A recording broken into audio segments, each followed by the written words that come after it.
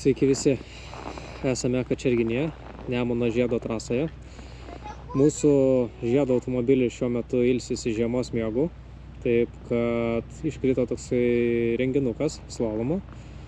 Ir kadangi neturime kito automobilio, turime tik tai vieną šeimyninį 4 varomais ratais automobilį, kurį ir išbandysim, bet apie viską nuo pradžių. Lėkime. Labas rytas. Sausio 7 diena, sekmadienis, truputėlį turim tokį pasiūlymą Kačerginės sudalyvauti slalomo treniruotėj, bet truputėlį su kitokio automobilio.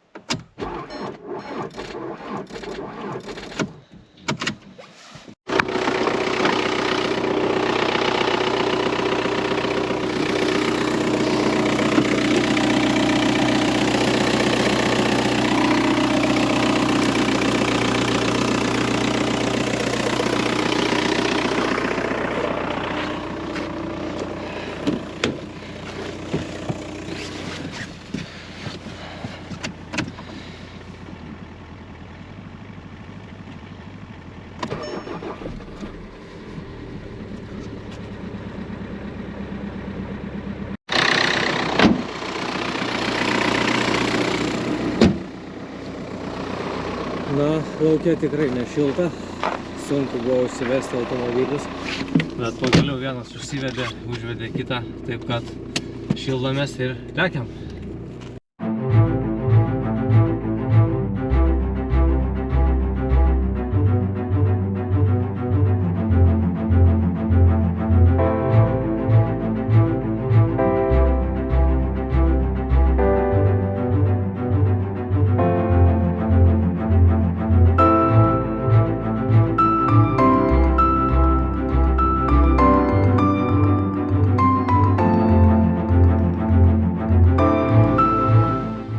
Jeigu galvojat, kad šitas mygtukas, kuris randasi čia prie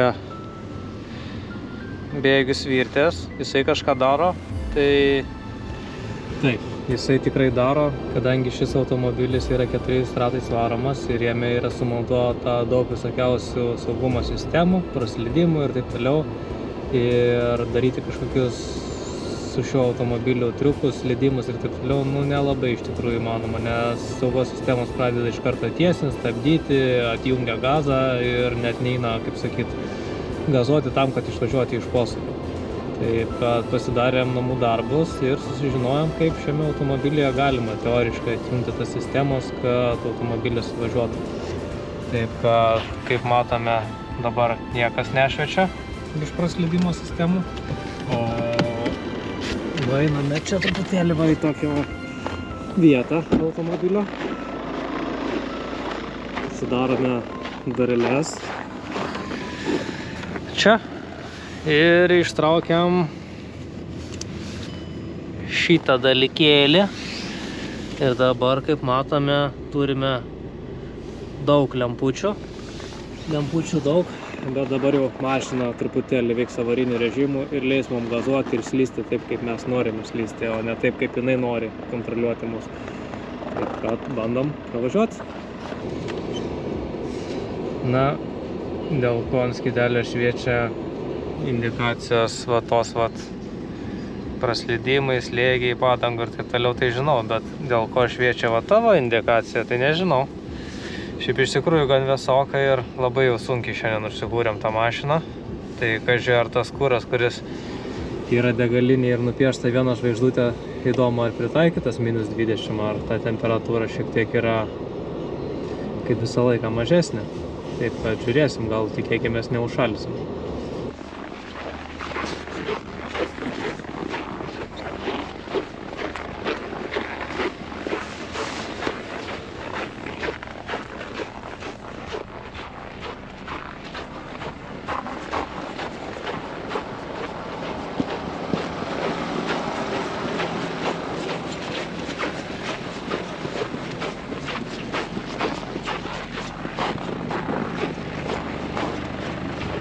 yra keli pagrindiniai principai. Pirmas principas yra saugumas. Tada laikomės nurodymų trasos teisėjų. Tai vienas trasos teisėjas yra Simonas, kitas yra Jonas. Arba jei kažkas neklaus, neaišku, norit paklausyti, kaip važiuoti trasą, jų galit klausti. Instruktoriai būsim aš, Andrius, Augustas, Linas ir Algirdas. Irgi instruktoriai pavažiuos su jumis, bent po kelis važiavimus.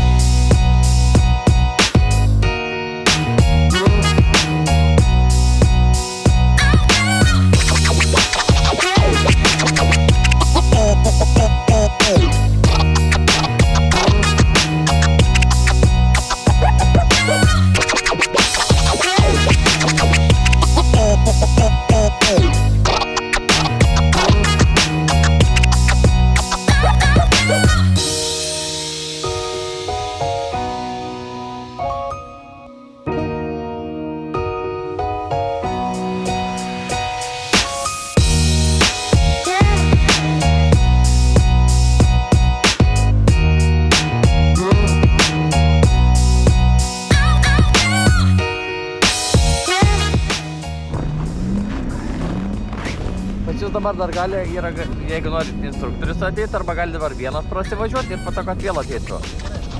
Gerai, ir jau po to, kai bus klausimų, gerai, stoji.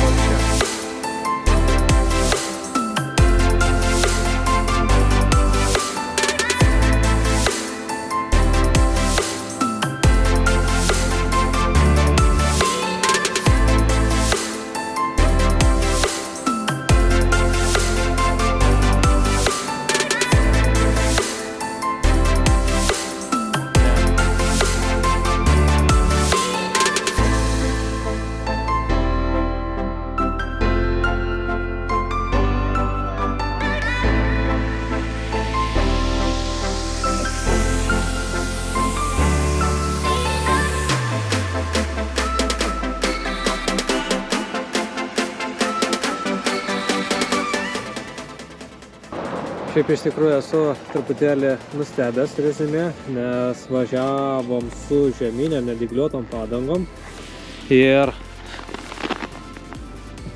tos padangos tikrai nėra jau tokios plikos, bet sukibimo nebuvo daug iš tikrųjų.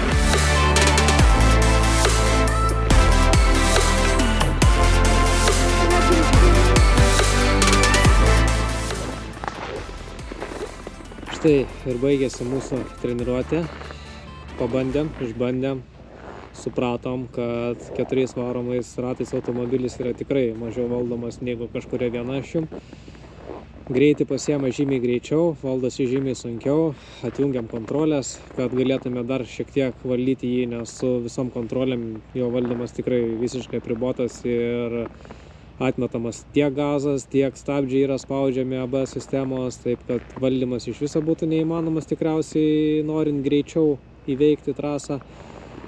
Dėkojam organizatoriam už šį renginuką, kuris iškrito tikrai greitai ir netikėtai, už greitą organizavimą ir už galimybę išsibandyti automobilį. Taip kad jeigu turite automobilį, sekit renginukus, kurie vyksta trasose, ne gatvėse, sportuokit legaliai, išsibandykit automobilius, kol yra žiema ir iki kitų nuotykių, iki.